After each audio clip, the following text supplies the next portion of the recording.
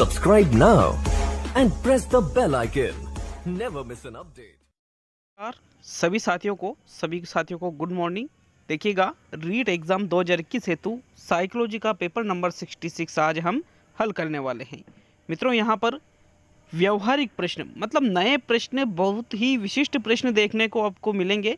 बहुत कुछ नया सीख करके आप इस वीडियो के माध्यम से जानने वाले हो। पूर्णतः आरबीएससी की पुस्तकों से निर्मित और जो अभी अभी एग्ज़ाम हुए हैं वहाँ से ये प्रश्न लिए गए हैं। तो मोस्ट इम्पोर्टेंट फॉर एग्ज़ाम 2021 हेतु ये प्रश्न है साथियों। शुरू करते हैं इस वीडियो को। लेवल 1 से हो या लेवल 2 से हो, काफ़ी ज़्यादा दोनों के लिए उपयोगी, चाहे सेकंड ग्रेड का एग्ज़ाम हो या फर्स्ट ग्रेड का, उसके लिए भी काफ़ी ज़्यादा ये उपयोगी होने वाला है। तो चलिए पहला क्वेश्चन देखेंगे। पहला क्वेश्चन है आपके, मानव जाति में अभिवृत्ति किस प्रकार वितरित होती है? इन अभिवृत्ति का वितरण सामान्य है, वितरण अस्त व्यस्त है, वितरण विषम है और वितरण विविधतापूर्ण है। तो साथियों अभिवृत्ति, ठीक है, अभिवृत्ति का वितरण मानव जाति में पूछा गया कि किस प्रकार वितरित है। तो देखिएगा, अस्त व्यस्त है, ये तो बिल्कुल ही गलत हो जाता है, बल्कि मानव जाति में यहाँ पर अभिवृत्ति का जो वितरण है साथियों, यहाँ पर पहला, तीसरा, चौथा, इन तीनों विकल्पों की एक दूसरे से तुलना करें तो इसका सही आंसर है विविधतापूर्ण। कैसा है? विविधतापूर्ण, मतलब सभी में अलग अलग अभिवृत्तियाँ हमें देखने को मिलती है। चौथा विकल्प आपका प्रश्न संख्या 1 में सही है। आगे बढ़ेंगे साथियों प्रश्न नंबर 2 की ओर। तो चलिए दूसरा क्वेश्चन आपको देखते हैं। ओसीडी का अर्थ है obsessive conduct disorder, obsessive compulsive disorder, oppositional compulsive disease और अपोजिशनल कॉग्निटिव डिसऑर्डर। तो साथियों यहाँ पर ओसीडी का अर्थ आपको बताना है। वेरी इंपॉर्टेंट क्वेश्चन, अगर जो नहीं याद है तो पूरा समझ लेना इस क्वेश्चन के बारे में। देखिए, ओसीडी का अर्थ होता है ऑब्सेसिव कंपल्सिव डिसऑर्डर। दूसरा विकल्प यहाँ सही है, लेकिन ओसीडी होता क्या है ये भी आपको पता होना चाहिए। तो साथियों ओसीडी एक चिंता विकार है, ठीक है, चिंता विकार है। इसमें क्या होता है, जो व्यक्ति ओसीडी से ग्रस्त हो जाता है वो बिना मतलब के ही चिंता करता रहता है, ठीक है, कोई बात नहीं होती है फिर भी वो किसी ना किसी चीज़ की चिंता करता ही रहता है। इस प्रकार से साथियों ये होता है ओसीडी। विकल्प नंबर आपका 2 सही है प्रश्न नंबर 2 में। आशा है आपको इसका अर्थ अच्छे से समझ में आया होगा। चलिए आगे बढ़ेंगे साथियों प्रश्न नंबर 3 की ओर। ज़्यादा टाइम लेता नहीं हूँ, ऐसा नहीं है कि 20 क्वेश्चन में ही 1 घंटा लग जाए तो कुछ मतलब नहीं निकलता है। प्रश्न नंबर 3 है, एक बच्चे को कोबरा से डरना सिखाया गया था, अब वह सभी सांपों से डरता है। इनमें से कौन सा अधिगम सिद्धांत स्पष्ट है? पुनर्बलन, स्वतः पुनर्बलन, उद्दीपक सामान्यीकरण, उद्दीपक विभेदीकरण। तो तीसरा क्वेश्चन का सही आंसर आपको बताना है, ज़्यादा सोचना नहीं है क्योंकि क्वेश्चन सीधा सा है, सिंपल सा क्वेश्चन पूछा गया है। बच्चे को कोबरा से डरना सिखाया गया था कि भाई जो कोबरा सांप है उससे बच्चा डरने लग जाता है, ठीक है, उसको सिखाया गया है कि भाई ये चीज़ खतरनाक होती है, उससे बालक डरने लग गया। अब उसके बाद में क्या हुआ, वो सभी सांपों से डरता है। तो मतलब यहाँ पुनर्बलन या स्वतः पुनर्बलन नहीं हुआ, बल्कि साथियों यहाँ पर हुआ उद्दीपक सामान्यीकरण। उद्दीपक सामान्यीकरण का मतलब क्या होता है कि एक जैसे मिलते जुलते उद्दीपक से अनुबंधित अनुक्रिया करना। जैसे यहाँ पर अनुबंधन हो गया है कोबरा से डरना, लेकिन कोबरा जैसे एक सांप है तो सांप की प्रजाति कोई भी दिख जाती है तो बालक उससे भी डर रहा है, मतलब उद्दीपक का सामान्यीकरण बालक ने कर लिया है। यहाँ पर तीसरा विकल्प आपके सही है प्रश्न संख्या 3 में। जबकि जो उद्दीपक विभेदीकरण होता है इसमें जो अधिगम करता है वो एक जैसे उद्दीपकों के मध्य विभेद करना सीख जाता है। जैसे यहाँ पर अगर बालक कोबरा के अलावा दूसरे सांपों से नहीं डरता है तो फिर वो हो जाता है उद्दीपक विभेदीकरण, लेकिन सभी से डर रहा है तो फिर उसको कहा जाएगा उद्दीपक सामान्यीकरण। थर्ड विकल्प ही सही है साथियों तीसरे क्वेश्चन में। आगे बढ़ेंगे प्रश्न नंबर 4 की ओर। चौथा क्वेश्चन है आपके, मनोसामाजिक विकास का अंतिम चरण है पहचान बनाम भ्रम, विश्वास बनाम अविश्वास, उदारता बनाम ठहराव, अखंडता बनाम निराशा। तो यहाँ पर जो मनोसामाजिक विकास का सिद्धांत दिया गया है, पहले तो किसके द्वारा दिया गया है ये बताइए आप, क्योंकि आपको पता होना चाहिए। मनोसामाजिक विकास का सिद्धांत एरिक्सन के द्वारा दिया गया है। किसके द्वारा दिया गया है? इरिक एरिक्सन के द्वारा, जिसमें इन्होंने मनोसामाजिक विकास की 8 अवस्थाएं बताई है। जन्म से लेकर के व्यक्ति के मृत्यु तक का जो जीवन होता है उसको 8 भागों में डिवाइड इन्होंने किया है। इसका साथियों जो पहला चरण है वो तो है विश्वास बनाम अविश्वास, लेकिन यहाँ पर अंतिम पूछा है, जबकि ये फर्स्ट चरण है और अंतिम चरण इसका है अखंडता बनाम निराशा, संपूर्णता बनाम निराशा भी इसको कहा जाता है। तो यहाँ आपका कौन सा विकल्प है सही? फिर प्रश्न नंबर 4 में चौथा विकल्प आपका बिल्कुल सही है साथियों। आगे बढ़ेंगे प्रश्न नंबर 5 की ओर। तो 5वां क्वेश्चन क्या पूछ रहा है? परिभाषा के रूप में प्रश्न आपके सामने स्क्रीन पर है। वातावरण वह बाहरी शक्ति है जो हमें प्रभावित करती है, यह कथन किसका है? गिलबर्ट का, रोस का, क्रो एंड क्रो का और स्किनर का। तो बताइएगा, वातावरण वह बाहरी शक्ति है जो हमें प्रभावित करती है, कहने वाले कौन थे? इंपॉर्टेंट परिभाषा है, एग्जाम में पूछ भी लिया गया है इसको। तो साथियों ये जो परिभाषा दी गई है ये रोस के द्वारा दी गई है। किसके द्वारा दी गई है? रोस के द्वारा। विकल्प नंबर आपका कौन सा सही है? प्रश्न नंबर 5 में दूसरा विकल्प बिल्कुल सही है। लेकिन साथियों पूरे के पूरे जो क्वेश्चन है उन सारे ही प्रश्नों को देख करके जाना सबसे मेन चीज़ ये हो जाती है। या स्किनर पे राइट नहीं लगा रहा हूँ, ठीक है, रोज ही सही है, लेकिन जितने भी क्वेश्चन है सारे के सारे देख करके जाना।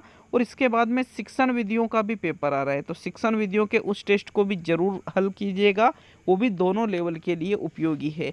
देखिएगा आज से आपके, आज 21 जून थी तो आज क्या सॉरी कल 21 जून थी, तो कल से ही आपके जो फॉर्म हैं EWS के अंतर्गत वो ओपन हो गए हैं। आप चाहो तो बिल्कुल फॉर्म डाल सकते हो, फॉर्म डालने लग गए हैं। अब साथियों लगातार तैयारी जारी रखें, कुछ समय बाद आपके जो प्रवेश पत्र है वो भी जारी कर दिए जाएंगे एग्ज़ाम से पहले। तो मतलब ये सिलसिला चलता ही रहेगा। एग्ज़ाम के लिए ज़्यादा टाइम आपके पास है नहीं। आप ये मत सोचिए कि कौन सी चीज़ें कब होगी, आपको तो सिर्फ एक डेट याद होना चाहिए, 26 सितंबर। 26 सितंबर से पहले अपने आप को इतना तैयार कर ले कि आपको 25 सितंबर को ये सोचना है कि यार काश मेरे पास पढ़ने का और टाइम होता। ये चीज़ दिमाग में नहीं आना चाहिए आपके। नेक्स्ट प्रश्न नंबर 6 पे आते हैं। निम्न में से कौन सी ग्रंथि व्यक्तित्व विकास को प्रभावित नहीं करती है? पिट्यूटरी ग्रंथि, एड्रिनल ग्रंथि, थायराइड ग्रंथि और पिनियल ग्रंथि। तो साथियों यहाँ पर देखिएगा व्यक्तित्व विकास को प्रभावित नहीं करती है। यहाँ पर जो पिट्यूटरी ग्रंथि है, एड्रिनल ग्रंथि है, थायराइड ग्रंथि है, तीनों ही यहाँ पर व्यक्तित्व विकास को प्रभावित करेगी। लेकिन जो पिनियल ग्रंथि होती है, पिनियल ग्रंथि का कार्य होता है साथियों नींद को नियंत्रित करना, नींद को कंट्रोल करने का कार्य कौन करती है? पिनियल ग्रंथि करती है, लेकिन ये व्यक्तित्व विकास को प्रभावित नहीं करती है। इसलिए आपका कौन सा विकल्प सही रहेगा? प्रश्न नंबर 6 में चौथा विकल्प बिल्कुल सही रहेगा साथियों। तो चलिए आगे बढ़ेंगे प्रश्न नंबर 7 की ओर। तो आपके प्रश्न संख्या 7 है, कोहलबर्ग के अनुसार एक बालक के नैतिक विकास के कौन से स्तर में वह आंतरिकरण प्रदर्शित नहीं करता है और बालक के नैतिक तर्क बाह्य पुरस्कार और दंड से नियंत्रित रहते हैं? पूर्व परंपरागत स्तर, परंपरागत स्तर, पश्चिम परंपरागत स्तर, सार्वभौमिक नैतिक सिद्धांत। तो यहाँ पर जो ये 4 विकल्प दिए गए हैं एक बार आप इनको अच्छे से देख लीजिएगा, क्योंकि क्वेश्चन बहुत ही शानदार है, एग्जाम में आने के लायक बिल्कुल क्वेश्चन है। तो बताइएगा इस क्वेश्चन का सही आंसर कौन सा रहेगा साथियों? देखिए लॉरेंस कोहलबर्ग ने जो नैतिक विकास का सिद्धांत दिया था, इसमें इन्होंने यहाँ पर जो 3 स्तर बताए थे, पूर्व परंपरागत, परंपरागत, पश्चिम परंपरागत। अब इनमें भी इन्होंने 2-2 उप अवस्थाएं बताए थे, ठीक है। अब यहाँ पर बालक आंतरिकरण प्रदर्शित नहीं कर रहा है, बालक के जो नैतिक तर्क है वो बाह्य पुरस्कार और दंड, मतलब बालक जो नैतिक गुणों का प्रदर्शन करता है वो पुरस्कार और दंड के भय से करता है साथियों। तो इस अवस्था को कहा जाता है परंपरागत स्तर। कौन सा स्तर कहा जाता है इसको? परंपरागत स्तर कहा जाता है। आपका सेकंड विकल्प 7वें क्वेश्चन में सही है। आगे बढ़ेंगे प्रश्न नंबर 8 की ओर। 8वां क्वेश्चन नोम चोम्स्की से संबंधित है। चोम्स्की के अनुसार भाषा अर्जित करने की एक अंतर्जात क्षमता है जो मानव को जैविक वंशगति के फलस्वरूप प्राप्त अद्वितीय क्षमता है को कहते हैं? भाषा अनुकूलन श्रेणी, भाषा अर्जन साधन, भाषा स्वीकार्य इच्छा और भाषा का ज्ञान। तो साथियों नोम चोम्स्की के ने जो ये कथन कहा है इसके आधार पर आपको बताना है कि कौन सा विकल्प सही रहेगा। तो सिंपल सा क्वेश्चन है, बस थोड़ा सा समझना है। इसी प्रकार से आपके एग्जाम में क्वेश्चन आने वाले सिंपल क्वेश्चन रहेंगे बिल्कुल वो, लेकिन वहाँ समझना ही सबसे बड़ी बात होती है। एग्जाम हॉल के बाहर तो आप 150 में से 140 कर दो तो भी कोई मतलब नहीं निकलता है। वहाँ पर आप क्या करते हो, वो मेन चीज़ है, उस प्रेशर को आप झेल सकते हो या नहीं, वो सबसे बड़ी बात होती है। तो यहाँ नोम चोम्स्की के अनुसार भाषा अर्जित करने की एक अंतर्जात क्षमता जो मानव को जैविक वंशगति के फलस्वरूप प्राप्त अद्वितीय क्षमता है, मतलब यहाँ अर्जन करने की बात की जा रही है। तो साथियों इसका जो संबंध है वो है भाषा अर्जन साधन से। किससे है? भाषा अर्जन साधन से। विकल्प नंबर आपका 2 सही है 8वें क्वेश्चन में। नेक्स्ट प्रश्न नंबर 9 पे। तो 9वां क्वेश्चन आपके आता है, निम्न में से बुद्धि की कौन सी श्रेणी हार्वर्ड गार्डनर द्वारा उनके बहुबुद्धि सिद्धांत में नहीं सुझाई गई है? गणितीय बुद्धि, संगीतज्ञ बुद्धि, अंतर्वैयक्तिक बुद्धि और व्यवहारिक बुद्धि। यहाँ पर 4 प्रकार बुद्धि के बताए गए हैं, जिसमें आपको बताना है हार्वर्ड गार्डनर का नाम आप सभी ने सुन रखा होगा साथियों। और जो गार्डनर ने बुद्धि के जो 8 प्रकार बताए, फिर हालांकि उसको बढ़ाते गए, तो उनमें से यहाँ पर कौन सा प्रकार नहीं बताया गया है? देखिए, इन्होंने गणितीय बुद्धि के बारे में बताया है, संगीतज्ञ बुद्धि के बारे में बताया है और अंतर्वैयक्तिक बुद्धि के बारे में भी बताया है। अंतर्वैयक्तिक दूसरों के मन की बात जानने वाले, संगीतज्ञ बुद्धि संगीत संबंधी, गणितज्ञ बुद्धि यहाँ पर गणित से संबंधित। लेकिन साथियों इन्होंने व्यवहारिक बुद्धि का उल्लेख नहीं किया है, इसलिए आपका कौन सा विकल्प सही है 9वें क्वेश्चन में? चौथा विकल्प बिल्कुल सही है। चलिए आगे बढ़ेंगे प्रश्न नंबर 10 की ओर। तो आपके प्रश्न संख्या 10 है, कक्षा में सृजनात्मक और प्रतिभाशाली बच्चों के लिए आवश्यक हस्तक्षेप निर्भर करता है। उन्हें अन्य विषयों को पढ़ाने की जिम्मेदारी देने पर, शिक्षक द्वारा अनुकूलित और प्रेरक निर्देशन तरीकों के उपयोग पर, उन्हें अतिरिक्त समय दिए जाने पर और उनके प्रति स्नेही होने के नाते पर। विकल्पों को देखिएगा, प्रश्न को समझिएगा और फिर आंसर दीजिएगा। मैंने पहले भी कहा था कि शानदार क्वेश्चन, बहुत कुछ नया सीख करके जाने वाले हो। अच्छे क्वेश्चन, लेवल के क्वेश्चन देखने को मिलेंगे। तो यहाँ पर भी आप एक बार सोचिए, समझिए और फिर आंसर दीजिए। मित्रों यहाँ 10वें क्वेश्चन में जो सही आंसर है वो रहेगा आपके दूसरा विकल्प, शिक्षक द्वारा अनुकूलित और प्रेरक निर्देशन तरीकों के उपयोग पर। भाई देखिए, कक्षा में मान लीजिए सृजनात्मक बालक है और प्रतिभाशाली बालक है, ठीक है, इन बच्चों के लिए आवश्यक हस्तक्षेप निर्भर करता है। भाई कक्षा में आपने देखा होगा कि सामान्य बालक भी है, मंदबुद्धि भी है, प्रतिभाशाली भी है, सृजनात्मक भी है। तो जो 2 प्रकार के ये बालक है, सृजनात्मक और प्रतिभाशाली, जब बच्चों को आप पढ़ाते हो तो इन बालकों के लिए आप कौन से हस्तक्षेप आवश्यक रूप से निर्भर करेंगे? यहाँ पर जो शिक्षक द्वारा अनुकूलित और प्रेरक निर्देशन तरीकों के उपयोग पर, मतलब जो तरीके शिक्षक उपयोग में लेता है प्रेरक निर्देशन के रूप में और अनुकूलित के रूप में, वो चीज़ें यहाँ पर निर्भर करती है। दूसरा विकल्प आपके 10वें क्वेश्चन में सही है साथियों। नेक्स्ट प्रश्न नंबर 11वां क्वेश्चन, अच्छे से समझिएगा इस क्वेश्चन को भी आप। तो देखिएंगे प्रश्न नंबर संख्या 11 को। प्रश्न नंबर 11 आपसे पूछ रहा है साथियों, थोड़ा सा वेट कीजिएगा। देखिए 11वें क्वेश्चन को, इनमें से कौन सा कथन बालक और प्रौढ़ के संवेगों के बारे में सही नहीं है? तो जो बालक के संवेग होते हैं और जो प्रौढ़ का मतलब सभी जानते हो, उनके जो संवेग होते हैं, इनके बारे में कौन सा कथन यहाँ सही नहीं है? तो पहला विकल्प है, बालक प्रौढ़ से अधिक स्वैच्छिक रूप से संवेगों को प्रदर्शित करता है। दूसरा है, बालक के संवेग प्रौढ़ों की तुलना में कम होते हैं। तीसरा है, बालक प्रौढ़ की तुलना में क्षीण उद्दीपक के प्रति भी संवेगात्मक व्यवहार करता है। और चौथा और अंतिम विकल्प है, प्रौढ़ के संवेग बालक की तुलना में तुरंत परिवर्तित होते हैं। तो यहाँ पर थोड़ा सा दिमाग लगाइएगा, इजी क्वेश्चन है, ज़्यादा कठिन है नहीं, आप इस क्वेश्चन को आसानी से सही कर सकते हो। देखिए पहला कथन देखेंगे, सही नहीं है, ये देखना है आपको, ठीक है। तो बालक प्रौढ़ से अधिक स्वैच्छिक रूप से संवेगों को प्रदर्शित करता है, बिल्कुल सही बात है, क्योंकि प्रौढ़ तो क्या होते हैं, संवेगों को दबा देते हैं, लेकिन बालक नहीं दबाता है। जैसे मान लीजिए छोटा बालक है, वो मेले में गया अपने माता पिता के साथ में, उसको कोई खिलौना पसंद आ जाएगा तो वो लेगा ज़रूर है, अगर जो नहीं लिया तो वहीं लेट करके रोने लग जाएगा, मतलब उसके संवेगों को प्रदर्शित कर रहा है स्वैच्छिक रूप से। लेकिन क्या एक प्रौढ़ व्यक्ति ऐसा करेगा? नहीं करेगा। तो ये तो बिल्कुल सत्य कथन है। दूसरा है बालक के संवेग प्रौढ़ों की तुलना में कम होते हैं, बिल्कुल कम होते हैं लेकिन ज़्यादा आक्रोशित होते हैं। ठीक है, यहाँ पर प्रौढ़ों में संवेग ज़्यादा होते हैं लेकिन वो दबा लेते हैं, बालकों में कम होते हैं लेकिन फिर भी वो उनको नहीं दबा पाते हैं, ये भी सत्य कथन है। तीसरा है बालक प्रौढ़ की तुलना में क्षीण उद्दीपक के प्रति भी संवेगात्मक व्यवहार करते हैं, मतलब थोड़ा सा भी उद्दीपक बालक के सामने आएगा तो बिल्कुल, जैसे मान लीजिए बालक के सामने एक छोटा सा बेबी बालक है, अगर उसके सामने आप चुटकी भी बजाते हो, थाली भी बजा देते हो तो वो हंसने लग जाता है, उसको खुशी मिलती है। लेकिन बड़े व्यक्ति के सामने आप ऐसा करो, क्या वो हंसेगा? नहीं हंसेगा साथियों। तो जो छोटे बच्चे होते हैं वो प्रौढ़ों की तुलना में कम उद्दीपक के प्रति भी संवेगात्मक व्यवहार करते हैं। अब देखिएगा यहाँ पर जो चौथा विकल्प है, प्रौढ़ के संवेग बालक की तुलना में तुरंत परिवर्तित होते हैं, ऐसा नहीं है, क्योंकि बालक के संवेग होते हैं तुरंत परिवर्तित, प्रौढ़ के संवेग नहीं होते हैं। प्रौढ़ के संवेग, जैसे मान लीजिए हमें गुस्सा आता है तो वो बहुत मुश्किल से शांत होता है, बालक को गुस्सा आता है तो वो कुछ समय में ही शांत हो जाता है, कभी हंसने लग जाता है, कभी रोने लग जाता है। तो इस प्रकार से ये चीज़ें होती है। यहाँ पर आपका जो चौथा विकल्प है ये सही नहीं है साथियों, प्रश्न नंबर 11 में। यही आपका राइट आंसर है। नेक्स्ट प्रश्न नंबर 12 पे आते हैं। तो साथियों यहाँ 12वां क्वेश्चन देखेंगे। बुद्धिमापन के भाटिया बैटरी परीक्षण में है 5 उप परीक्षण, 8 उप परीक्षण, 4 उप परीक्षण और 7 उप परीक्षण। देखिए जो भाटिया ने जो बुद्धिमापन का परीक्षण दिया है, जिसको भाटिया बैटरी परीक्षण कहा जाता है, इन्होंने अलग से कोई परीक्षण नहीं दिया, बल्कि इन्होंने 5 उप परीक्षणों को एक जगह पर ला करके इकट्ठा कर दिया। तो साथियों इसमें 5 उप परीक्षण है। विकल्प नंबर 1 सही है आपके प्रश्न नंबर 12 में।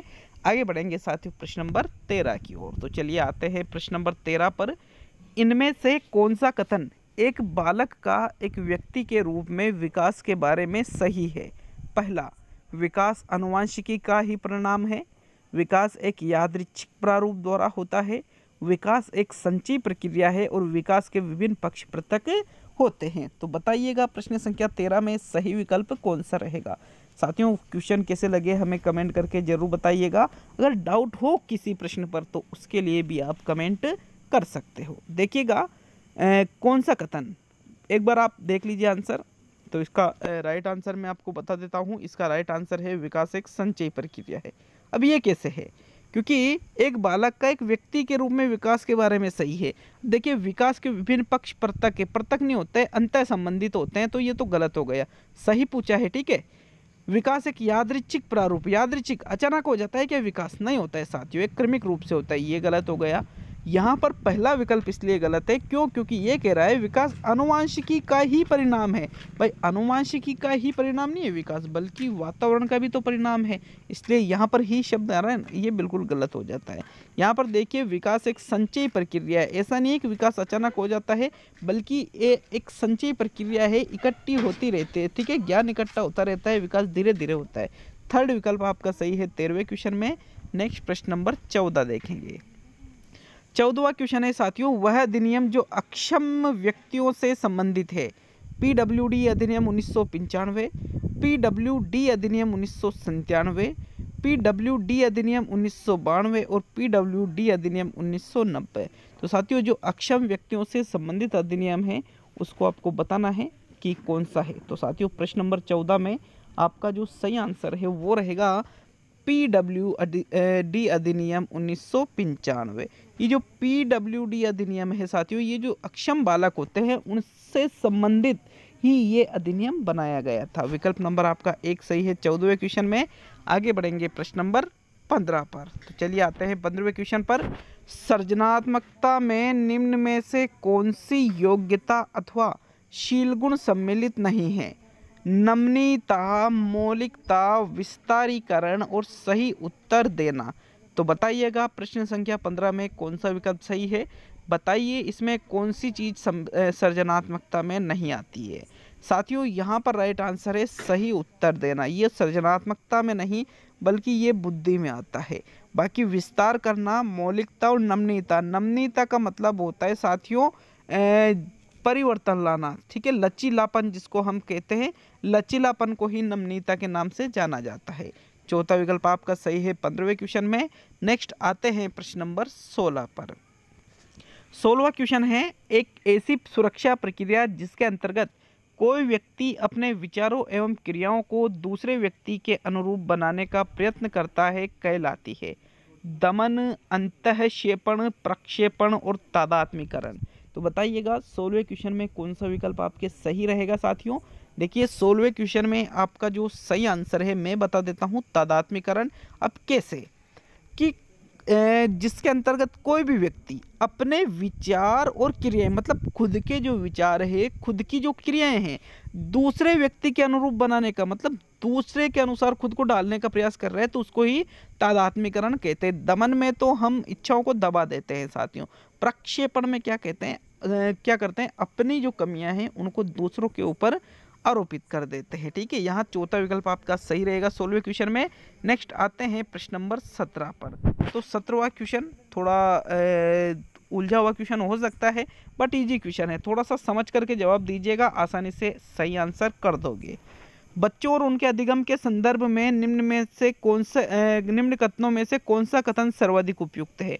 तो जो बालक है और जो वो अधिगम करते हैं, सीखते हैं, उनका जो आपसी संबंध है, उनमें सर्वोत्तम कथन आपको देखना है। पहला कथन, बच्चों को अधिगम हेतु प्रेरित करने के लिए उन्हें पुरस्कृत एवं दंडित करना। तो यह दंडित करना थोड़ा गलत हो जाता है।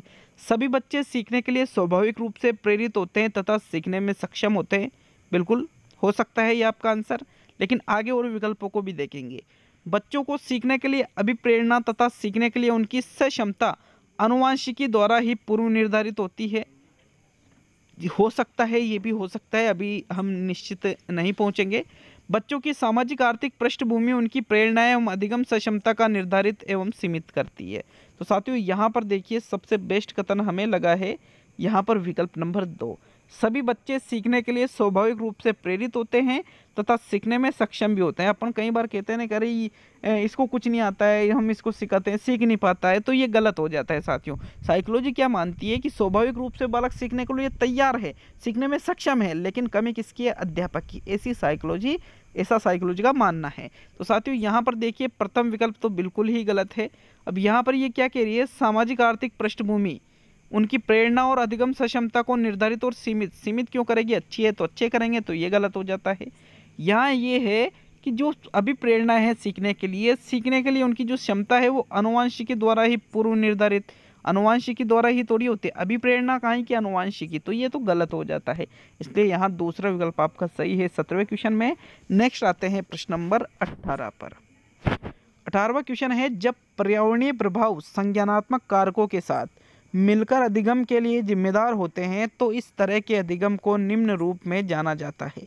प्राचीन अनुबंधन अधिगम, प्रयत्न और त्रुटि अधिगम, सामाजिक अधिगम और क्रिया प्रसूत अनुबंधन अधिगम। तो साथियों बताइएगा 18वें क्वेश्चन में सही विकल्प आपका कौन सा रहेगा।